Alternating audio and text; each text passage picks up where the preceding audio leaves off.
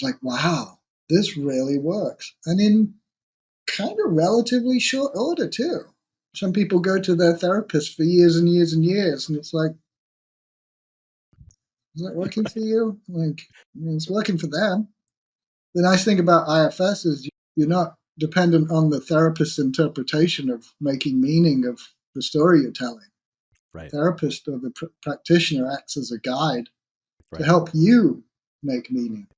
Yeah. That there's this innate self that is present in all of us that when you can access that, Yeah, really has the answers that you need. Welcome to the Red Beard Embodiment Podcast.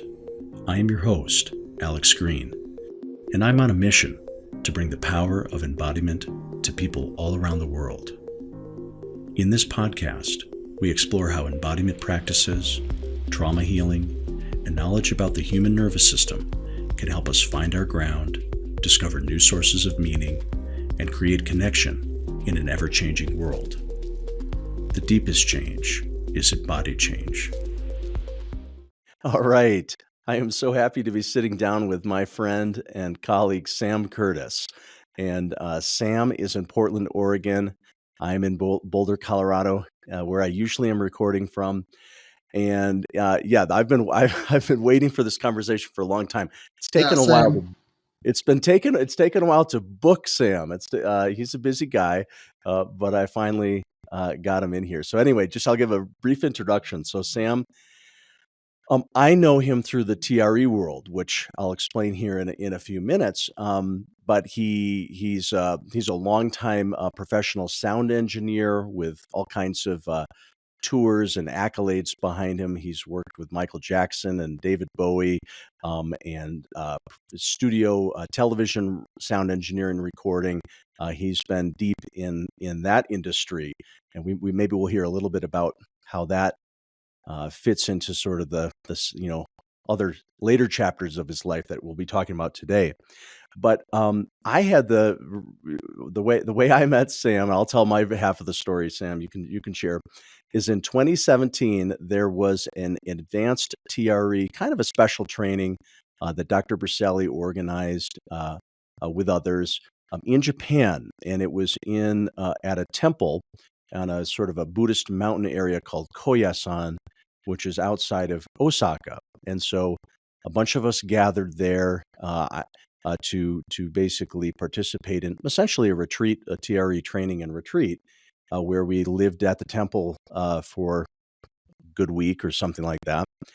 But simultaneously, we were filming essentially sort of a documentary documenting that event with both Sam and his partner, or a partner doing the video work, both with professional backgrounds. And so we sort of toured together as a group, and Sam and Andrew Hinton were capturing a lot of the video and the audio along the way.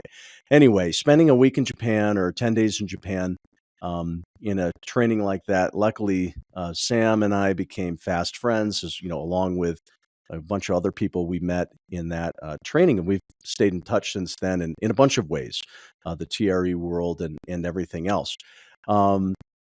In terms of today's conversation, what I really wanted to do was just kind of hear Sam's story, because he has a very unique pathway towards what got him interested in nervous system work. He has a great way of explaining things about the polyvagal theory. He throws a few F-bombs around once in a while, so warning to anybody who might be sensitive to that. But to me, a very, very unique way of giving, shedding light on the polyvagal theory and tremoring. And then the other thing we have in common is through the IFS, internal family systems parts work, which for both Sam and myself has been something that we've learned and studied and gotten trained in over the last several years. And so we've been able to kind of connect about that shared piece of our therapeutic interests, so to speak. So anyway, so that's kind of what we're going to be covering in our conversation today. And Sam, I am so happy to finally be sitting down. Yeah, same here. Thanks for having me in your world here. It's really a privilege. what's a memory or two from Japan? What's when you think I can't help but smile when I think back on that trip. It was October of Yeah, 2017. There's a lot of things that flash in my mind, but what about you? What stands out to you? same. Man, I mean, what a treat to be able to firstly be invited to go to Japan and do my job, the thing that I feel pretty expert in, Yeah, to document it was kind of an experiment in many ways. I think David Baselli, the founder of TRE, was wanting to see if we got a group of people together in a monastic setting. right, How would that influence the experience and the practice of TRE, or tension releasing exercises? right. Um, and to be alongside a group of people who devoted their lives, I mean, the monastics, to peace and to studying in their own way how the nervous system uh, works, through their practice, was really profound, and something that I wasn't expecting in terms of my own experience. Mm, You know, just having that tranquility over an extended period of time, um, being in the practice, having my own tremor uh, experiences, really deepen my own connection to myself. You asked me about standout mhm. moments. Yeah, I think Koya-san, the Japanese culture talks a lot about energy, which, you know, for some and certainly for me, it's like, I don't know what that is. That's weird stuff. But there was a real felt sense of connection amongst a group of people and a deepening of a connection to myself. And I had this tremoring experience where I felt like I kind of disappeared into this world of particles, and I realized that I was just a being made of particles and connected to all things. And I definitely hadn't taken any drugs. The opposite, like sober as a judge. And that was profound. That kind of came out of nowhere. right. Um, so that was kind of, yeah, deep, Yeah, and unexpected. Um, what else was amazing? Just being in a culture that I'd been fascinated by but never really experienced. sure. The monks themselves were just so present and lovely human beings. Mhm. Connecting with them was amazing. And then, yeah, I think the bath culture was pretty interesting. Everywhere we went, there was like this different kind of bath The experience that you could public have. baths, totally. Yeah, Heck that yeah. was really cool too. Onsen and yeah. Yeah, Yeah. um, No, Western culture is lacking a good bath culture, that's for sure. yeah, yeah. Yeah, yeah. Which, we'll get into this in a bit, but that was very much a somatic experience, right? Like being in hot water and connecting with each other and chatting about things and reminiscing about what happened in the day. Right. Yeah, it's kind of community building as well. Yeah. Yeah. Well, maybe we should do a repeat of something like that. Oh, it'd be great, wouldn't it? It Be would nice be to have good. another TRE Something retreat in it Japan. would be good. It would be good. It would be Yeah. good. Um, yeah, well, can you share a little bit about your background? I can't even remember where you're from. I think you're from the UK, but maybe just tell tell us about your life and your path into sound engineering and Sure. touring with the greats, and then but then somehow you got interested in nervous system work. So yeah, and I'll ask questions along the way, but yeah, share a little bit about Yeah, that. feel free to jump in because I get excited about some of these things, and if there's any time you Right, want to stop me and ask questions, sure. right. Um, I mean, my background goes back to the northwest of England. I grew up in Liverpool until about the age of 11, and then moved out to a town called Ormskirk in Lancashire, which is a market gardening town. As far as how I got into sound engineering, my grandfather was a pastor of a church, and conducted a choir, as well. And I was always around music, from as long as I can remember. My granddad played piano. as I said, he wrote songs. He arranged songs for the church. He arranged songs for the choir. Some of my earliest memories were sitting at the feet of my granddad while he was on the stage at the Liverpool Philharmonic Hall, conducting the choir, and I clearly was being introduced to sound mixing. That's what a conductor does, it balances the levels of the voices and the instruments, and looks after timing and texture. And so I had this kind of very early ear training that I wasn't even aware of. Sure. Began to play piano, later drums and guitar, and so it was this grounding in music that led me into sound engineering. Yeah. I followed a pretty academic path initially, and then around the age of 16, 17, my parents began to split up, which kind of disrupted my education. I wasn't really enthusiastic about pursuing super academic pathways. I think probably because my home life was being disrupted. I wasn't enthused to do that. Yeah. And so I started looking around for some other options, and one of the options was to go to Salford University College for a course in audio systems and sound recording. And that's where I was introduced to this idea of mixing sound for concerts or for performances. I actually played, as a young kid, I played percussion in like the state concert band, the Lancashire Students Concert Band. And so I knew a lot of musicians from the area. Some of them then went on to this Salford College, University College, and were on the jazz course. And I was over here on the sound course. And so they were like, hey, can you carry the speakers for our big band and set them up and like turn the mics on enough when we do solos? Like, sure, that sounds great. Because I knew half of them, we'd grown up with them. Right. And then they would go and play jazz gigs in Manchester, and they say, "Hey, can you come and like do the sound for us in these jazz gigs?" And I was like 17 at the time, so I was doing sound for big band and jazz gigs from an early age. So that's kind of how I got into being a sound engineer. It was kind of by default. I was never as good as a musician as my friends, and so like I was the one that was, interested in taking their guitars apart, or seeing if I could fix them, or sorting out the speakers in the concert venue to make it sound good.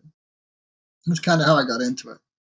Yeah. What was like your first paid job, like after you trained?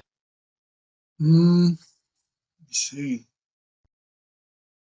Well, my dad decided after him and my mom split up that he wanted to go to the States, to America. Okay. And he did a Fulbright exchange program. He was an educational psychologist. And he filled out this form. Do you want to go to an urban area, semi-urban, or rural? And he ticked the rural box.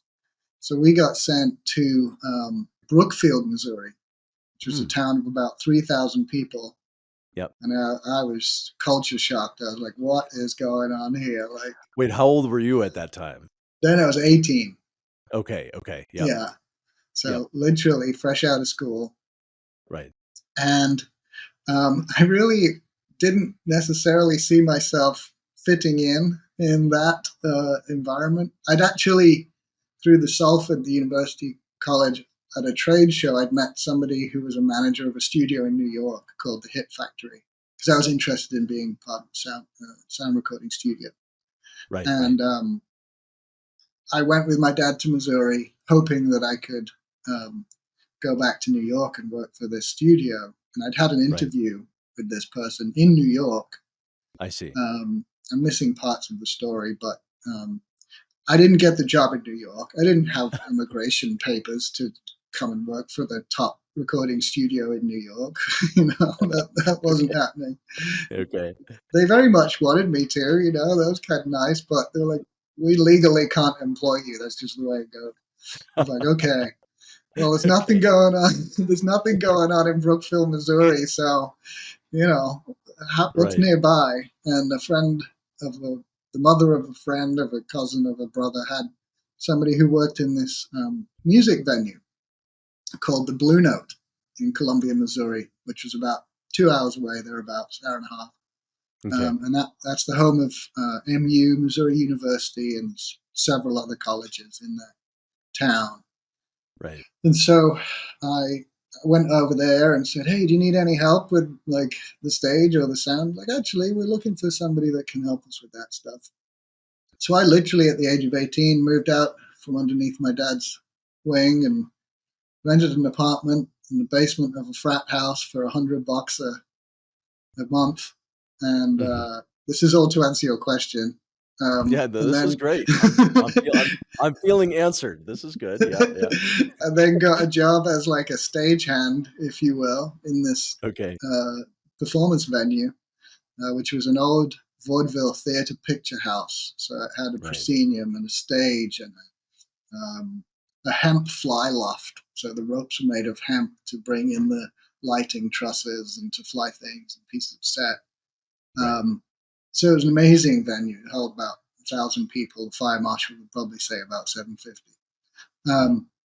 And so I got paid, I think it was like $2.75 an hour or something like that to be a stagehand, and I would help the bands load in, and I learned about lights and I learned about Right. sound and stagecraft, and really was just immersed in it. And I didn't have anything else to do, so I just kind of lived there. I like to like rock climb and rollerblade at the time, so I would like climb all over the rigging and like just learned about everything in that really contained space. Mm. And they had all kinds of bands come through because it was the venue between St. Louis and Kansas City. And so, I mean, kind of bands that I worked with, I have these drum skins. I should show you sometime. I have one signed by Joan Baez, two Sam from Joan Baez, and it's like 1992. Got one from Cool. Yeah. Bo Diddley and another one from Chuck Berry and Johnny B. Bad Johnson all signed it, who's the Johnny B. Good of Right. Johnny Right. B. Right. Good. Right. That's great. And then this other guy, Clarence Gatemouth Brown, who's this kind of southern blues guy that plays the violin and makes his violin and guitar talk. Like it's just that kind of level of act that would come through.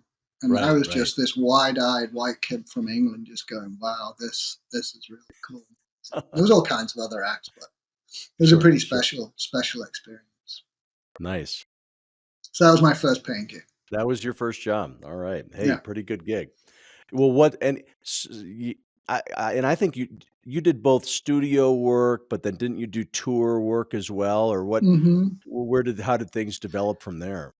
So from there was a punk rock band that lived in Brookfield, Missouri from California. It was the only other people 4 houses down from my dad's house I had anything in common with. The name of the band was called All. Their lineage, they came out of a band called The Descendants. They're a poppy punk rock band. Anybody that's listening that knows kind of early skate punk rock will know who The Descendants are. They came out of Black Flag, who are also like one of the seminal punk rock bands. Henry Rollins was in Black Flag. And after a year of working at this club, I go back and see my dad, and then I go around and see the band. After a year, they were like, "Hey, we're going on tour. You want to go on tour for 3.5 months around the States?" I'm like, "Yeah, I'm still 18. I got nothing else to do." And I took off on tour around the country, overstayed my welcome, almost got deported, still pops up on my immigration papers today. So I went off on tour with them, went back to England, started working in live sound, so working with big sound systems, worked for a company called Concert Systems, really learning about large-scale sound systems. So I'm no longer in the club now. We're in like taking speakers to arenas, and it was at the time of the rave movement. So it was as many speakers as you could pack in. We're going to set up, and so I learned a lot about sound systems there. And after a wee while of that, I think now we're in 1995, 96, something like that. I had the opportunity to go to Switzerland to work in a recording studio in Montreux, which happened to be Queen's old studio. Okay. My boss was this guy, Dave Richards, who was Queen's producer and engineer in the second half of their time span. And I got to work. He did a lot of mixing. He mixed for people like Duran Duran, Chris Rea, Tears for Fears. And David Bowie actually happened to live down the street. He came in on Wednesdays, and so I got to work with David Bowie. I left Switzerland at one, mind blown, Yeah. Like, okay, so now I'm 21, something like that. Right. I turned 21 in Switzerland. Yeah. And I left there. There was some psycho-emotional experience that I had there as Dave, who was my boss, started to have some emotional things happen to him to where he couldn't, he had things he needed to deal with. And the studio became quite a toxic environment for me due to alcohol and being called at like 2 a.m. Hey, get the studio ready. I want to come down and mix all night. And, there was a lot of, he was drinking a lot, which made my experience quite negative. Sure. So I left. And then Dave calls me, hey, I'd been home for like a week. Hey, will you come back? Why? I got this client coming. I can't tell you who it is. I'll make it worth your while. It's like, okay. So I get there and he's like, yeah, Michael Jackson's coming in a week. And so we need to clear the studio and you're basically the point person because I can't handle it. I'll be up in my mountain retreat, I'm like, okay. Oh my God. You're 21, 22, something like that? 21, yeah. Yeah. Yeah. And so there's all of this technology coming from London. We got all these tape machines, the synthesizers coming from LA. There's an engineer coming from New York. And we completely transformed the studio. Michael Jackson's entourage arrived. He stays for, I think, over like 2 or 3 weeks or something like that. He came in periodically. Yeah. And he was there to both record. I think he was getting some probably plastic surgery, and he's a big Peter Pan fan and also a Charlie Chaplin fan. Okay. And I mentioned Peter Pan because my theory is that he was trying to make himself look like Peter Pan. That's my personal theory with the I think that surgery. holds some water. Yeah. But he was there also to visit where my cousin Emma worked, she was working as a childcare person. Jeune fille au père is what it is in French. A nanny, that's the word I was looking. Sure. Yeah, okay. For Charlie Chaplin's grandkids. Huh, so okay. It was like this crazy fairy tale situation. On the weekend, I get to go to Charlie Chaplin's mansion and hang out with my cousin Emma and hang out there and then come back to this recording studio. And that's all like dreamy. Mm-hmm. But what happened to me was that I really learned how deep you can go with interconnections between studio equipment and how you can tie into different machines and where all of these wires go, which was pretty complex and pretty deep and really cool. And I also worked in the studio that sounded amazing.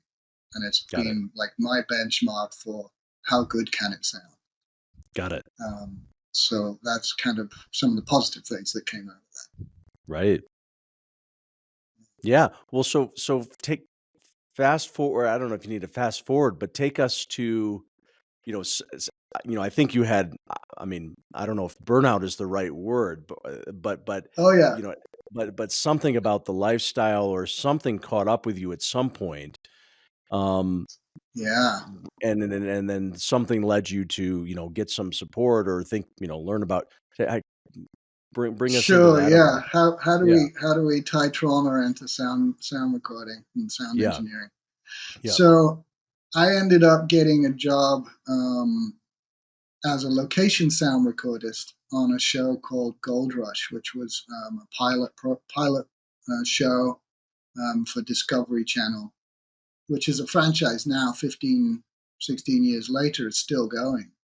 And Okay. it became Gold Rush's #1 show, Discovery's #1 show. And location sound recording is where you take a bunch of microphones and wireless microphones and you record the sound so that it makes sense to the camera. So I was working with film crews recording sound on a little bag of equipment in Alaska or in the Yukon in these Yep. really challenging environments. And the Okay. culture was pretty heavy on, we were working 12, 14 hours a day, 6 days a week. Yep. By the end of about season 5, I was away from home that year, probably 7 months out of the year, Yep. which is a long time. And the way that we relaxed was we'd go drinking, Sure. and you multiply that by X amount of weeks. And Yep. I started to really lose perspective. I lost connection to myself. I didn't see my family a whole lot. My wife, I had a 5-year-old child at that point. Right. And things just got a bit too much. Yeah. There was one particular experience that I had in the Yukon in the winter, because by then we weren't just filming in the mining season, which was in summer. We were going up there year round and doing before the mining season and after the mining season. I was up in Dawson City in the Yukon, again, out drinking with some of the guys, and we're playing around, wrestling in the street. Next thing I know, I'm in a snowbank. And 2 guys who I'd never seen before, clean cut, were saying, "Hey, wake up. Where's your hotel?" And I was like, "It's just right there." And in the Yukon, they call them drunksicles because it was like -20, -30. You don't last long in a snowbank at -20, -30. Right. So I got back to my hotel, woke up the next morning, and I distinctly remember just breaking down in the shower, crying, because I knew I was this close to maybe not seeing my family again. Right. And so it was a real wake up call, and I had to really, when I got back from that trip, make some decisions. It was Yep. time to shape up. It was time Yep. to figure out what's going on and make some commitments to what was important. And that was, my Yep. wife and my child. Yeah. So that began this journey of what are you doing? What's going on? Why are you doing what you're doing? What's important? And I was feeling pretty ungrounded, as you can imagine, pretty disconnected. Yeah. And I came home one day from wherever I was, and my wife's on the floor. Little bit of background: my wife's a body worker and nervous system health Yeah. Kelly's great. specialist. Yeah, Yep. Kelly's amazing. Yeah. I probably wouldn't be here if Kelly wasn't so amazing. Yeah. Let's just underscore that. Yeah. And she was on the ground, shaking around, kind of flopping like a fish a little bit. And I was like, "So what are you doing?" She's like, "The book's in the bedroom. Go read it." That was kind of my introduction to TRE. Got it. Nice. Yeah. So Does that did you answer go the in the bedroom? question? Do you want more? Did you go in the bedroom and read it, or I thumbed through it. No, I totally did. Yeah, I read this thing, and Kelly was telling me about these experiences, and I was like, okay, I'll try it. In the back of the book, it's got these exercises, and I was like, all right, I'll give it a go. And I was like, oh, I've felt this before from rock climbing, like when you're holding onto a hold too tight, and your arms start shaking. Oh, that's what this is. Yeah. And she was like, no, just keep going. It's a bit more than that. And I kind of came and went from it a little bit. Yeah. I had a couple more traumatic experiences. I hadn't stopped drinking by this point. Yeah. I'd stopped for a bit, and then something would happen, and I'd go on a bender or whatever. Yeah. Went one particular bender, and I came home. I was being an asshole to my wife, being an asshole to my kid. Next morning, I'm like, what? What happened? They were like, being an asshole. And so I was like, oh, shit. This isn't who I want to be. This isn't what I want to do. This isn't the dad I want to be. This isn't the husband I want to be. Sure. Let's stop. Let's stop what we're doing. And so I went full into the TRE. Like, okay, here we go. Let's go in. This is like probably round 3 of dipping my toe in the water and coming back out. Right. I'm curious as to like what gave you the intuition or the instinct. I mean, because I guess because in my mind you might potentially have gone. You might potentially have gone to see a psychotherapist or something. You might have said, "All right, it's time to start therapy," or "It's time to," like there could have been a number of things that might have been what you reached for, but you said it's time to dive into TRE and do it Yeah. seriously. What was your instinct or your intuition that was the thing you wanted to look at? I'm cheap. No, there's an element of truth to that. Being self-employed, you don't have access to the traditional mental health care unless you're paying for health care that covers that. I had a high deductible thing. I was looking more for something that was self-help before I went and talked to a shrink. Yep. And there's a stigma around going and getting therapeutic care, right, from other people, especially as a guy, right? I'm this big, strong guy. I can take care of myself. There's an element of that.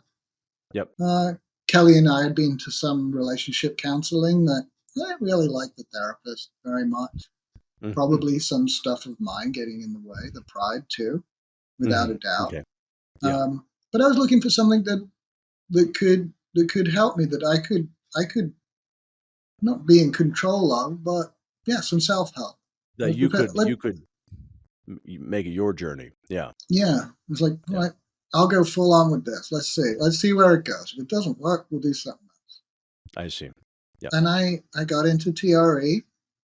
What year is this approximately? Probably 2015 ish. Yep. Somewhere in there. Like 2014, 15, it's a guess. And I got into it, and I started having these experiences where I was reminded of things that had happened in my childhood, or things that had happened out in the Yukon or in Alaska. Like, I had this whole thing around bears. I'd never been lower down on the food chain. I'd always been at the top of the food chain until I went to Alaska. And now I've got to watch my back, like with bear encounters. And at the time, it was a time when you were tethered to the camera, like with a cable. All the camera guy had to do was put the camera down and run. I had this pack of equipment. The joke is, you just have to be faster than the other guy. And I wasn't in a position. So I had really, like, it's funny, but it's not. I had these experiences where my life was under threat, and it was traumatic. Yeah. And there was some resolution around some of that stuff. While during and after tremoring, I was like, oh, I don't have to worry about the bear anymore. Yeah.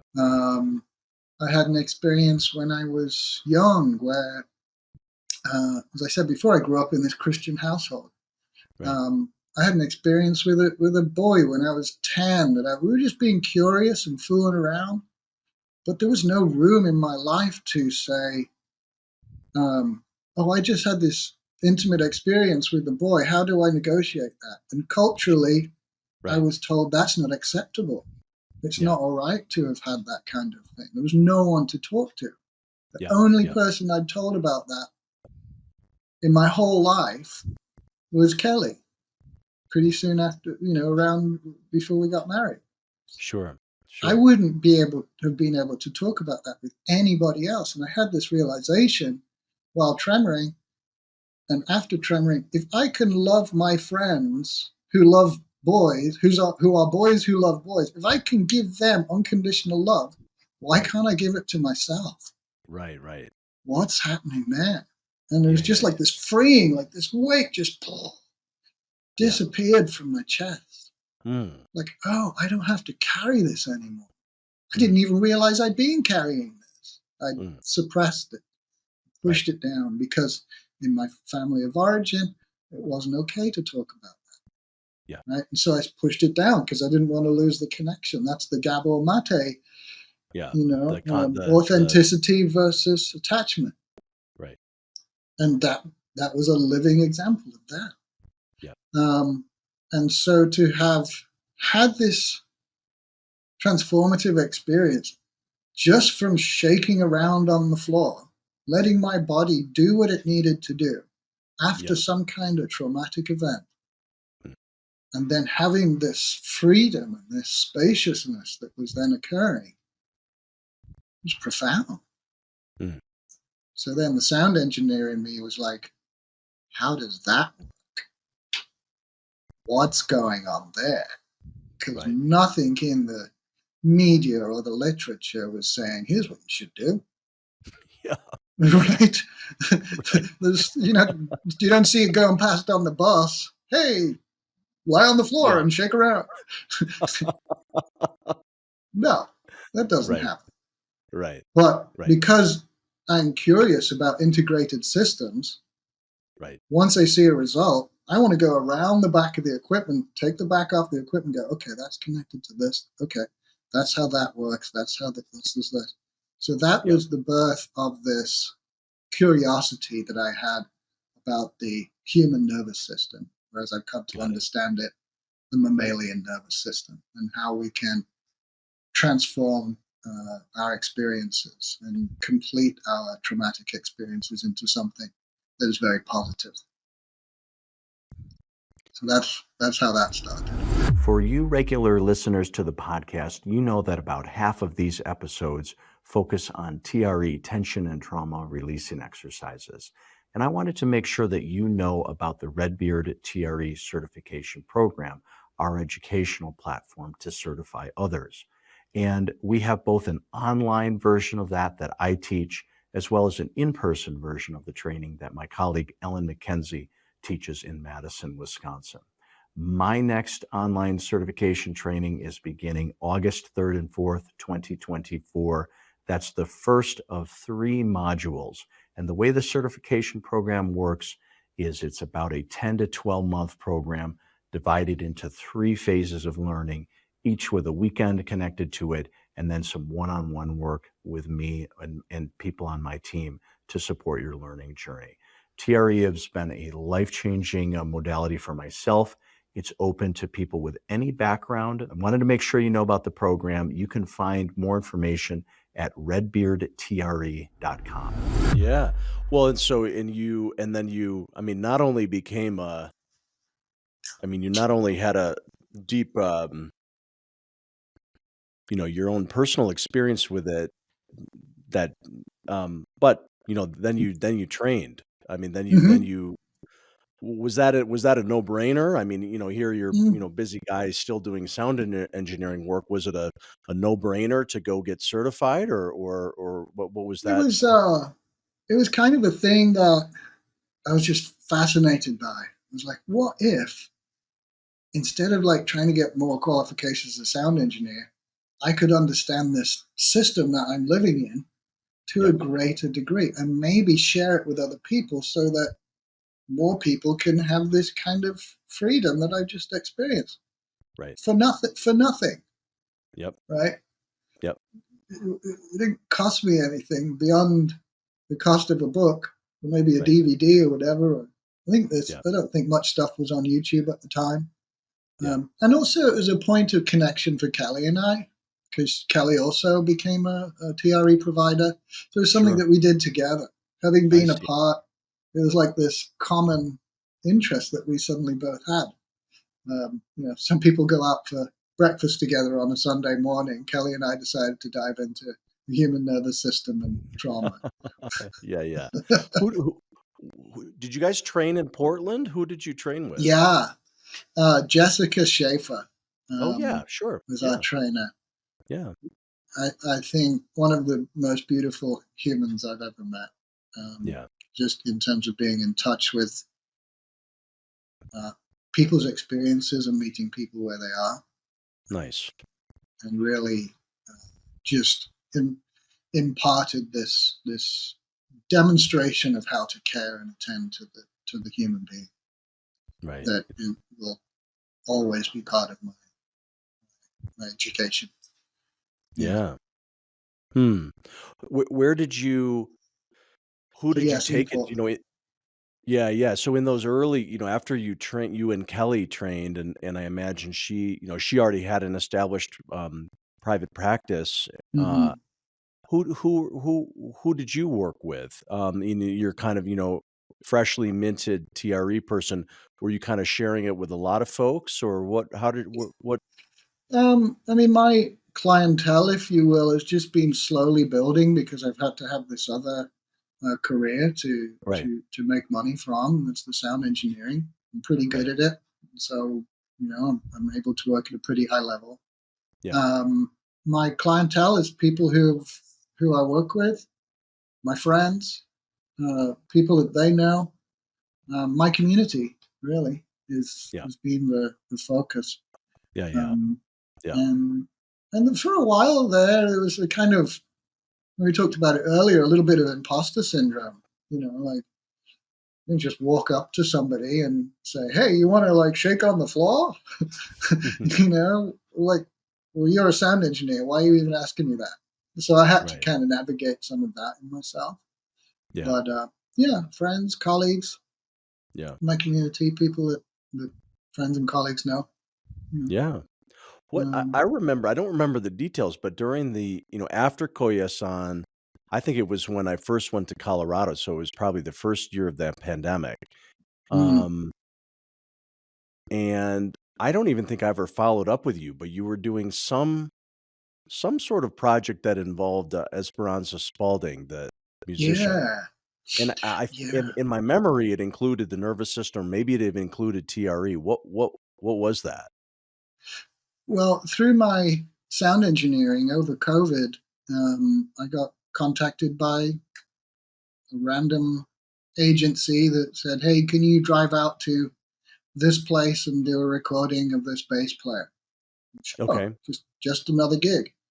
It Yeah. happened to be, as you mentioned, Esperanza Spalding, she's based in Portland. She's a Okay. multi Grammy winning bass player, Yeah. incredible musician, Mm. and we met out in Ty Valley, which is out east of Oregon, and she was kind of hosting a kind of retreat in some ways for some of her Mm. musician friends, bubbling with them Mhm. and exploring songwriting. And um, we ended up just hanging out, myself, Esperanza, and a friend of hers, Ganavia, and they had some other side projects. Esperanza was working with Harvard University on a songwriting project that was exploring how we can use music for healing. What's the Okay. intersection between music and healing? Right. And over a few conversations, I did another recording with Esperanza here in town for, I think it was the San Francisco Symphony um, project that was being offered.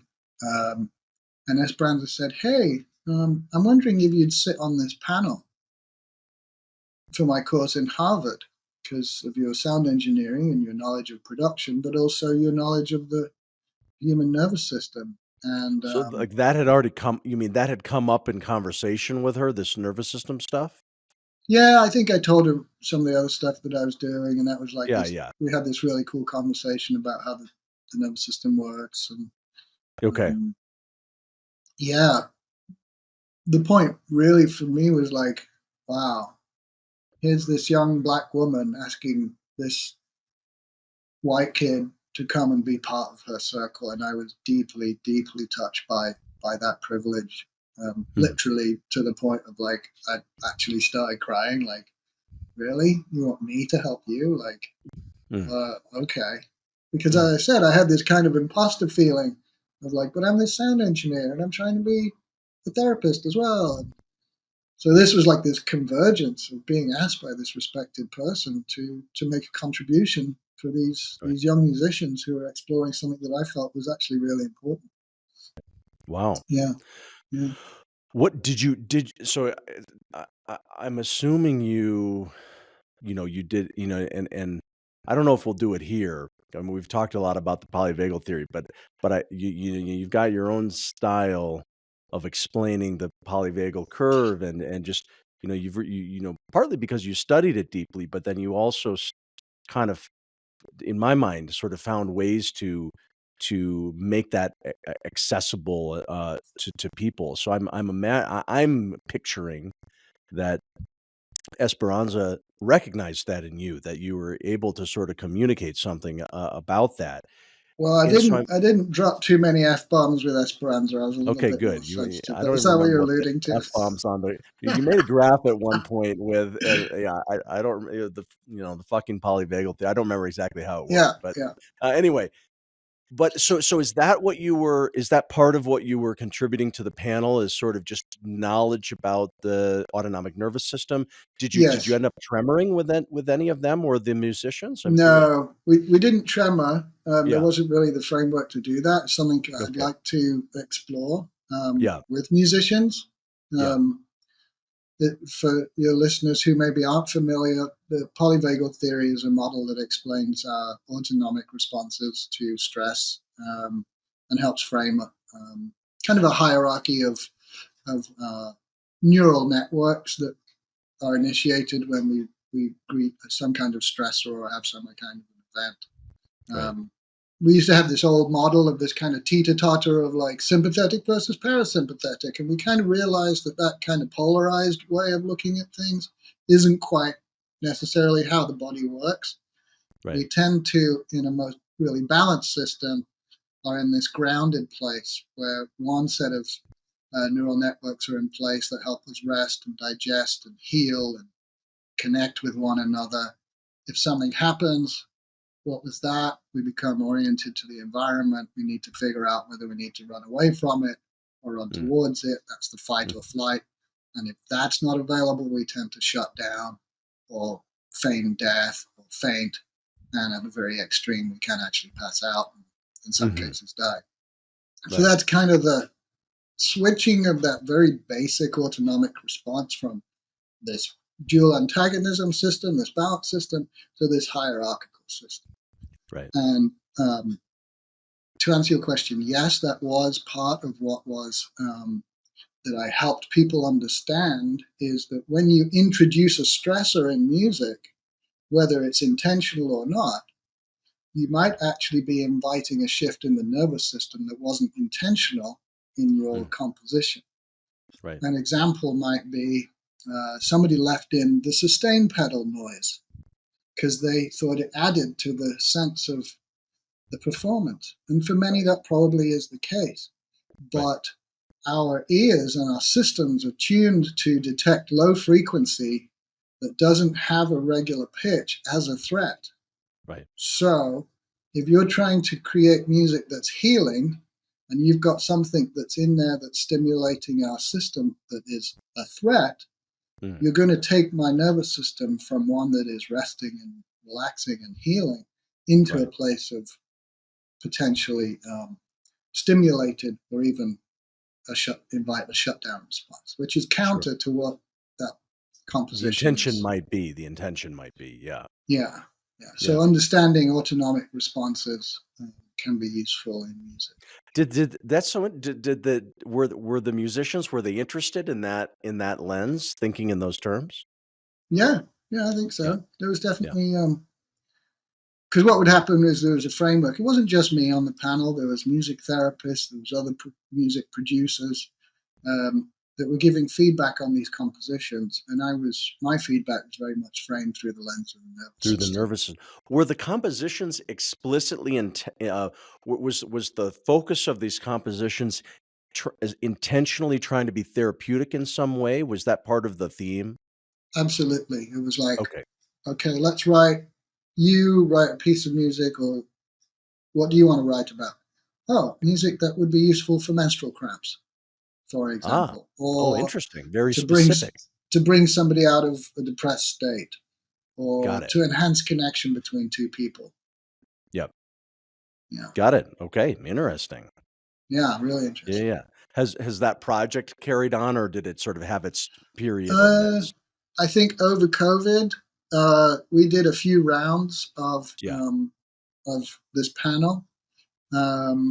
And then as the world started to open up, I believe Esperanza also then started to pursue her more traditional career, which is recording and performing and going on tour. So I can't speak for her, but maybe her availability for as a professor at Harvard wasn't the Might have direction that shifted. she wanted to go in. Yeah. At that point.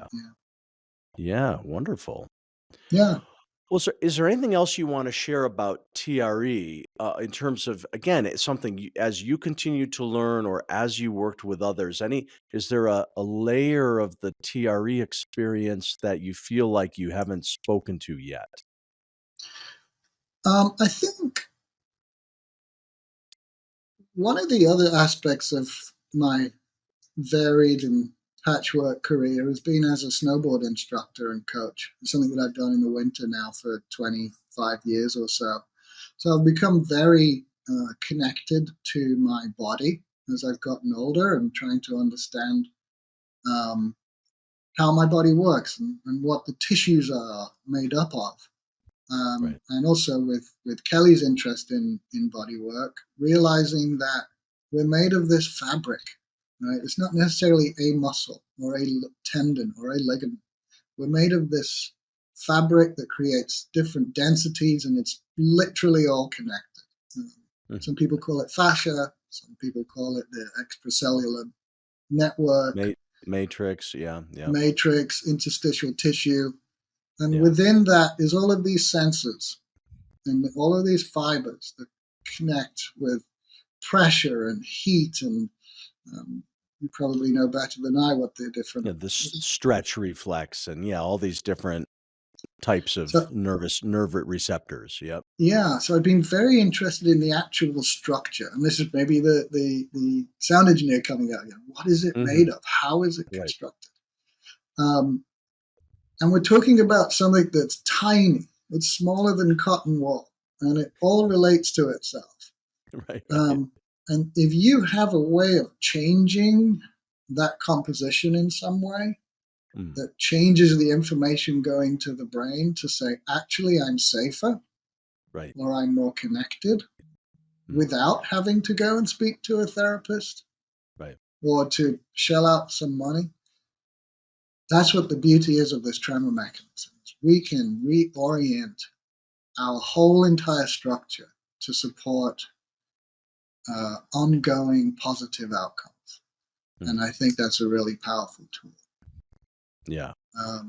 I just had ankle surgery, probably because of that 25 years of snowboarding and coaching. Yeah. And it's the first time I'd had general anesthetic. Never went under the knife before in my whole life. Sure. I've always been blessed with being pretty healthy. Right. Coming out of anesthetic, what happened to my body, do you think?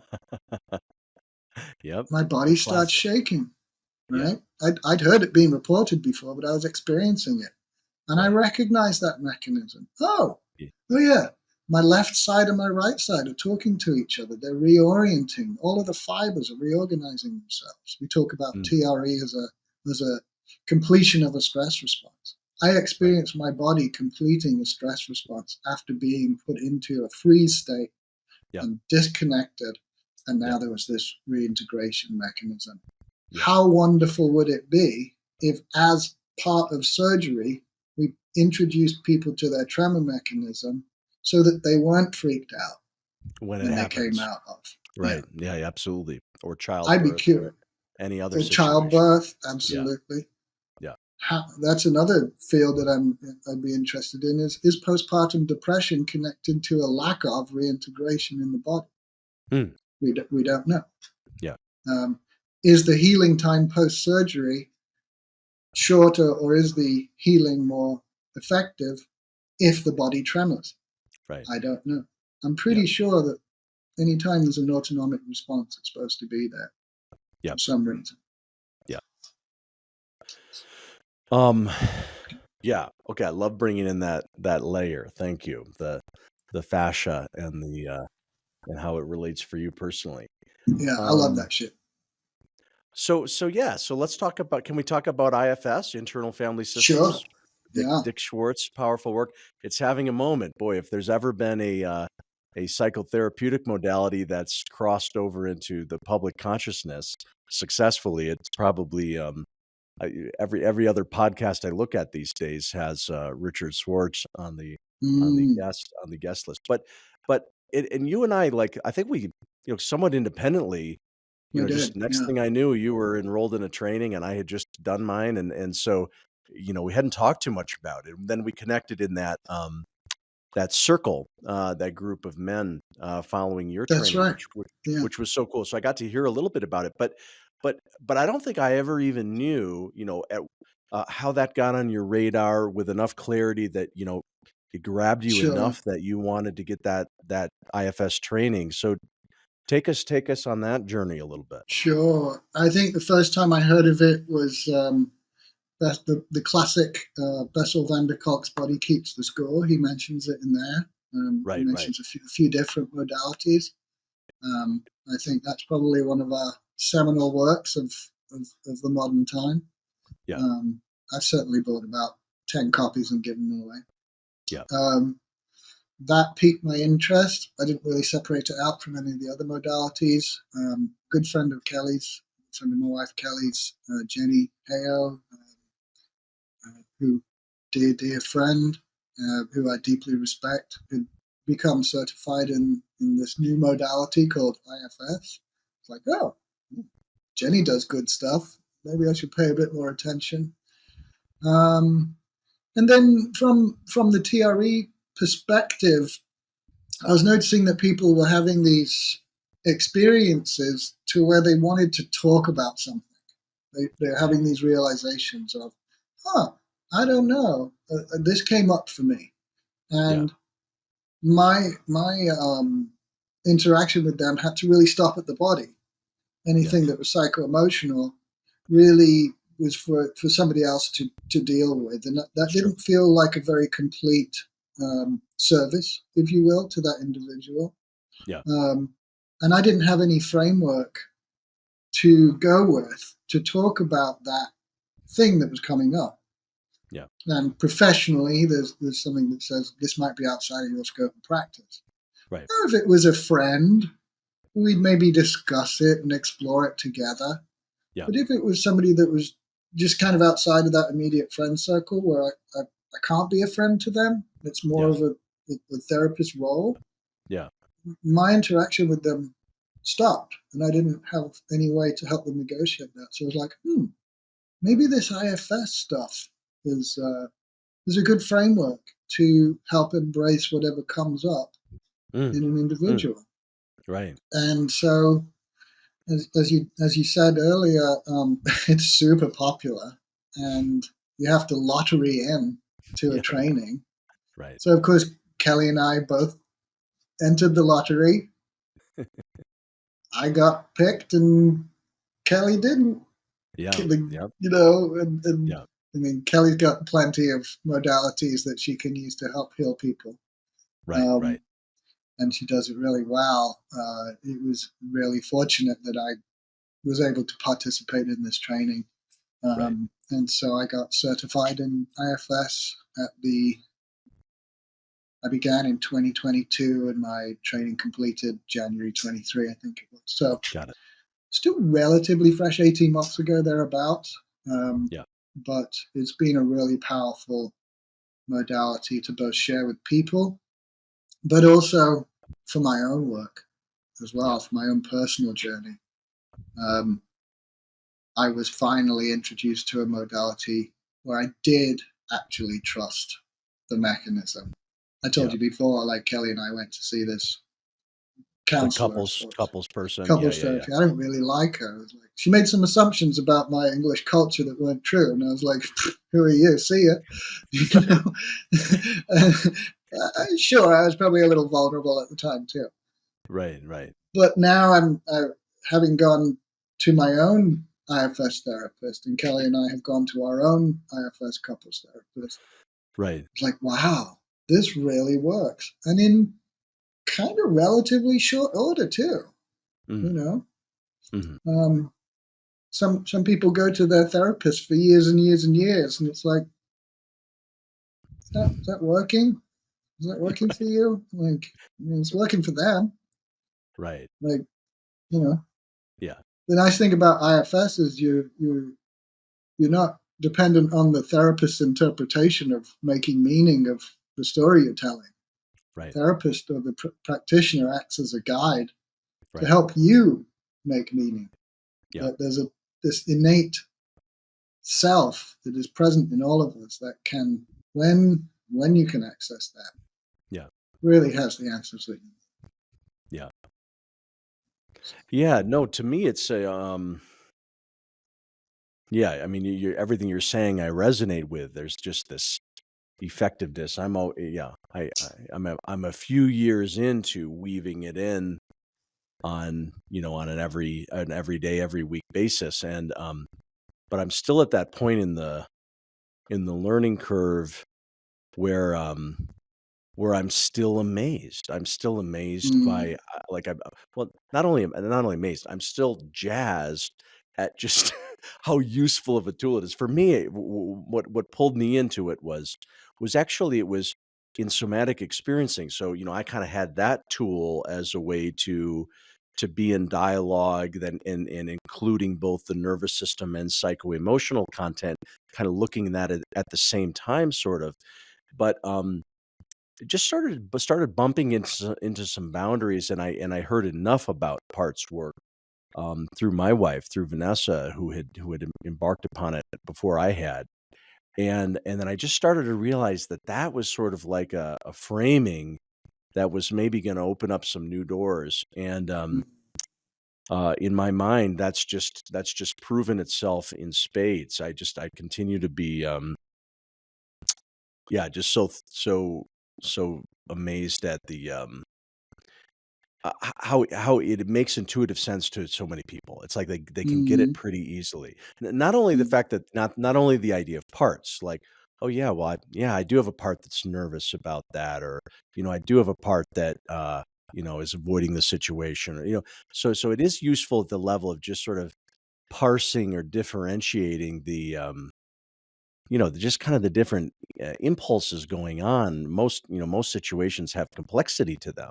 So it Mm-hmm. respects that complexity. But the other thing that I think resonates really intuitively for a lot of people is that whether they identify with the word self or not, it's a core concept of IFS, this idea of self energy or self. And as you say, the healing model is that each of us does have a viewpoint from which we can be spacious and compassionate and curious and be good listeners to ourselves and offer good sometimes offer support and healing. That's this funny thing that even within a person we have a lot to we have a lot of capacity to listen and to support, to nourish and encourage the different parts of ourselves. So it's this funny thing that doesn't even though it's a relational model, the relationship is you and your collection of fabulous and creative parts, and that's where sort of that healing work is. But anyway, to me, it continues to be magical. Um, Yeah. I'm curious for you. What so with people with whom you're doing both TRE and parts work, how does that work? How does it reinforce one another? Yeah. I mean, I do it too, and I can. I was just about to ask you the same question. Oh, well, I'll answer. I mean, I'm happy. I'll answer the same thing, but let's hear your answer first. Yeah. Well, I haven't had an experience with a client yet Right. where we've integrated both Okay. explicitly. Okay. And I'm genuinely curious, and that's one of those self words, is what if I did? Because if we're saying that tension and trauma releasing exercises help us take us out of those fight, flight, freeze responses and Right. into the part of our nervous system where we can really connect to who we are, Right.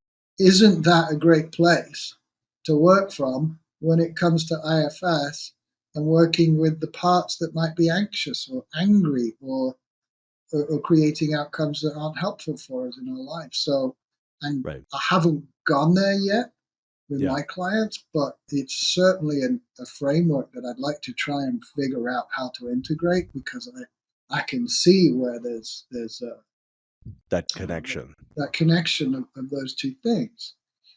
Yeah. Well, I think that's a really good insight. And I'm not quite the engineering brain that you are, but I'm a little similar in the sense that it's like, how does one framework map onto another framework? And what I'm hearing you share right now is, the nervous system framework of TRE, this idea that, well, why are we doing this work?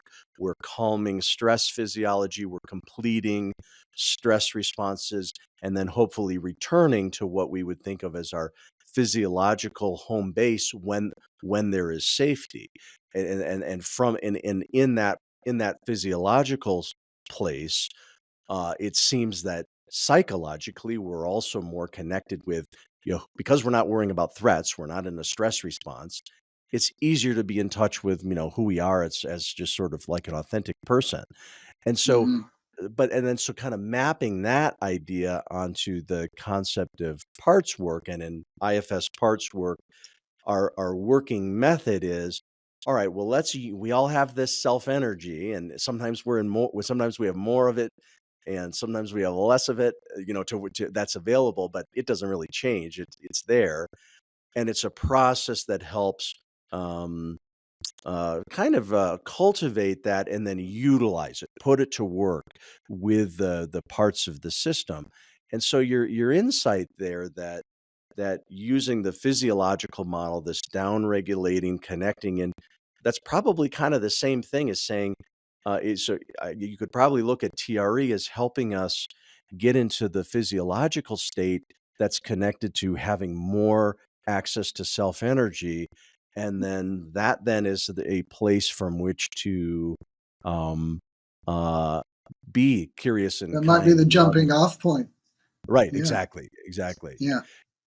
Yeah, so, I'll answer your question, about the integration. It's funny, I haven't I definitely have worked with the same clients where we include them. What I haven't done yet is within the same session. It's not like we do TRE Exactly. Yeah. and then now we do that leads us into that hasn't been so common. For me, it's a little bit like, all right, well, maybe we're in a phase of our work where we're working at the nervous system level. And then, okay, we've gotten some good results, or maybe the person they're they love it and they're doing some independent practice, or they're going to classes or something. And you're right, maybe it has surfaced some, they're just, for a lot of people, they're, especially men, but not only men, but I'll go out on a limb and say that I have found lots of examples where a TRE journey leads one to suddenly becoming aware that there's more feelings there. There's more things to feel and to figure out exactly what is that feeling. And so I Mm-hmm. find that many people kind of like become more sensitive to their own emotional landscape once they've got, and that might's probably true for people who've started yoga or other embodied practices too. But I Sure. certainly see that with TRE. So I think what a lot of my work is, okay, that phase is going well, the nervous system phase, and there's curiosity around the psycho-emotional, the parts, getting clear about, the emotions that are coming up, and so then that's like another phase of work that we'll do. But Yeah. the one time that one area where I really like it when somebody has a parts perspective is, I have some clients where each session we a little bit kind of like decide what's the right way to work today? Like, do we Mm. need to work with the nervous system? Is there a part that needs attention? Because they already know the parts language. We've already been doing that. And something that I like is that there's a certain kind of flexibility that I like, where um where the person can kind of feel into what's needed. And sometimes the person will say, all right, well, yeah, I've got a part. Um, you know, I'm feeling called towards TRE, and then we might ask the question, well, like, is it a part that actually is called towards that? Right. And oftentimes it is. They might even identify that it's a part that's in grief, for example, or maybe it's a part that is, Sure. anxious and upregulated over a conflict that has just happened. And Mm-hmm. and if and so sometimes we might spend 10, 15 minutes before tremoring, getting clear on from a parts perspective, is there a part that really would value that release via the tremoring process? Are there Mhm. any parts that don't wanna do that? In Mm, IFS, we're so often looking at, is there anybody are there any protectors who are nervous about this or that? sure. And what I've been finding is that by having a clear parts conversation as a preface to a Mm, tremoring session, it can sometimes, by the time we get down to the tremoring, in a way, the person knows exactly what it is why they're wanting to tremor, which part of their system has been curious about it, what's almost like the intention or what's trying to be served through this. And I find that that can be quite clarifying. So that's an integration that I've been playing with quite a bit. right. So if I'm hearing you right, you're kind of saying, let's find the key intention or the key part that we want to focus on, and Right. then perhaps as we tremor, we're tremoring with that in mind or tremoring with that in body, and does that give the system more clarity around that particular thing? Which Right, it and even to the point where while the tremoring is happening, like, you might take a pause or a rest or something, and you could, we can even continue the parts conversation. We could ask, how is that? There was a part that was really wanting this sort of release. How's that going? Is that part's needs being met? Are there any other parts that are having a concern, so we could even keep the parts framing in there during a session, and sometimes that's quite useful too. that sounds fascinating to kind of have a circle there of Yeah, like checking in. It was you that really, well, you may know from any Zoom meetings we've been on. When I go off camera, I have these traffic lights that show up, right. um, which is that's from you. That's your choice points, which I believe comes more from like an SE kind of background. Right, right. Maybe it's at those choice points when the physiology is responding in a certain way that then we can visit this parts work because there's something there, and whether or not it's explicit. No, no, I completely agree. I'd sort of forgotten a little bit about the choice points idea, but you're right, it's like that. It's like, a choice point just means that, you can ask yourself the question, hey, do I want to continue? Do I want to do more of something? Is it time to stop? Is it time to rest? You're sort of in a way self-reflecting and then determining, well, what's next? You're right. It's kind of like that, but then also taking a look from a parts model. All right, how's this going, everybody? Not just sort of the one unified consciousness making a choice, but hey, how are you gonna come to who's saying what, What's and make present in the system, what's right? present exactly. That's right. And forming agreements. One part might say, well, I really want to tremor every day the rest of this week, and then another part says, okay, well, we hear that, but that might not be the best idea. So you form a bit of a compromise or a working agreement. Yeah, that's a Yeah, really. I don't know how many people are integrating IFS and TRE, but I can see a lovely Venn a diagram there. potential. Yeah, Interesting. So, yeah, if anybody's out there with lots of money, we can get that pilot program going and right. do research. Yeah, totally. But in the Yeah. meantime, explore on our Very much so.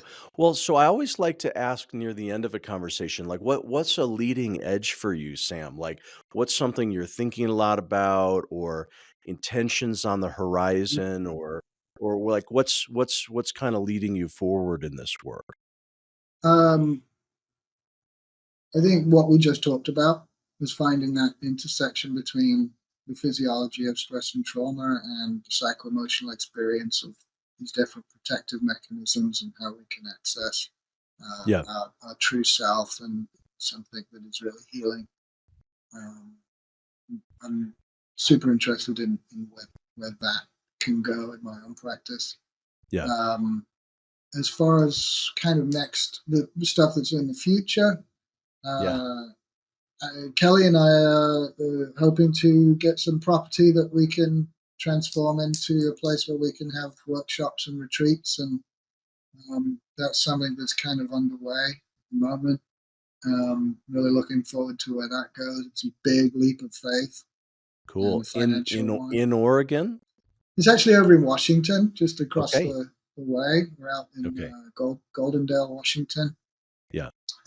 We hope to be able to slowly build something out there that we can bring people into to. Ooh, awesome. Well, to help foster some healing in nature.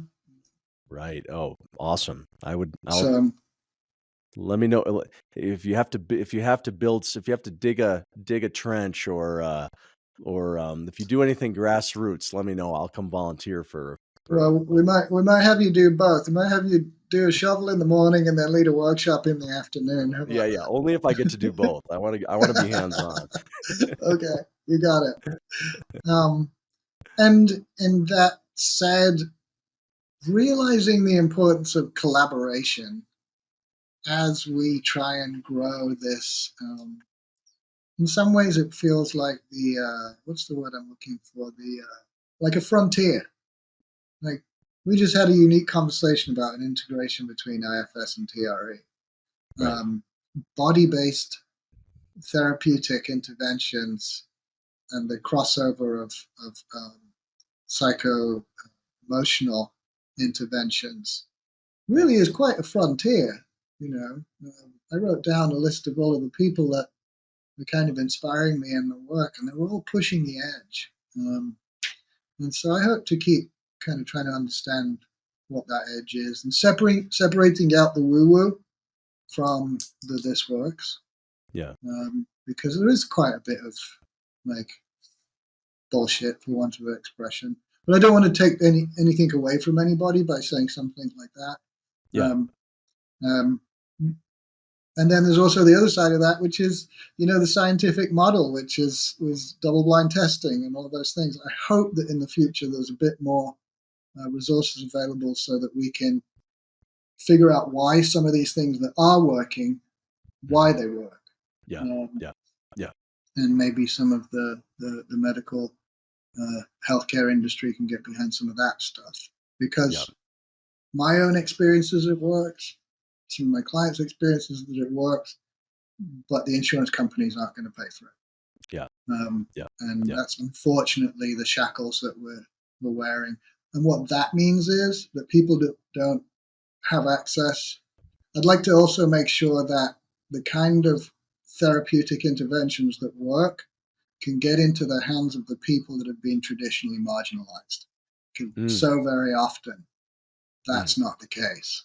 Right. And I'm talking about people who don't look like you or I, that don't define ourselves in the same way as you and I do. Because I think that's the next frontier, is making sure that we take care of everybody. Yeah. Wow, Sam, this has been rich, inspiring. I learned a bunch of things about you that I didn't know. This felt really great. Thank you so much for taking this time. Yeah, thanks for having me, Alex. And thanks to you. You've been such a mentor to me and an inspiration. I look forward to more conversations. I look forward to more years ahead in our friendship. Absolutely. Thanks, Sam.